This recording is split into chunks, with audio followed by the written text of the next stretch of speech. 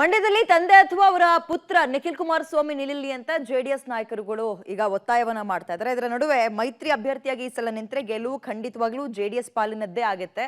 ನಿಖಿಲ್ ಅಥವಾ ಕುಮಾರಸ್ವಾಮಿ ಗೆದ್ದೇ ಗೆಲ್ತಾರೆ ಅಂತ ಡಿಸಿ ತಮ್ಮಣ್ಣ ಮಾಜಿ ಸಚಿವ ಡಿಸಿ ತಮ್ಮಣ್ಣ ವಿಶ್ವಾಸ ವ್ಯಕ್ತಪಡಿಸಿದ್ದು.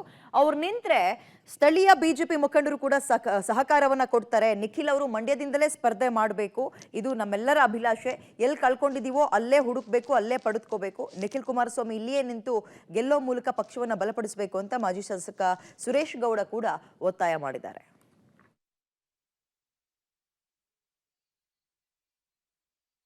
ನಾವೆಲ್ಲರೂ ಒಟ್ಟಿಗೆ ಸೇರಿ 8 ಜನನೂ ಕೂಡ ಯುನಾನಿಮಸ್ ಆಗಿ ಒಂದು ರೆಸೊಲ್ಯೂಷನ್ ಮಾಡಿದ್ವಿ.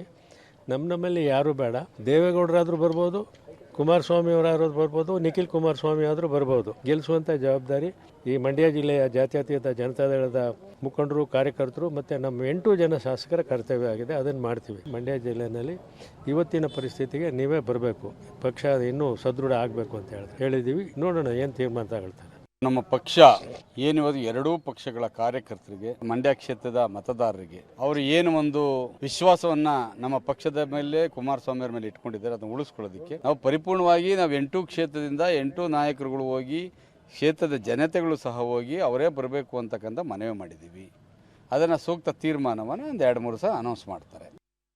ಜಿಲ್ಲಾ ಅಧ್ಯಕ್ಷರ ನೇತೃತ್ವದಲ್ಲಿ ಎಲ್ಲ ಮಾಜಿ ಶಾಸಕರುಗಳು, ಮಾಜಿ ಮಂತ್ರಿಗಳು ಎಲ್ಲರೂ ಸೇರಿ ಒಂದು ಲೈನ್ ರೆಸಲ್ಯೂಷನ್ ಮಾಡಿದ್ದೀವಿ.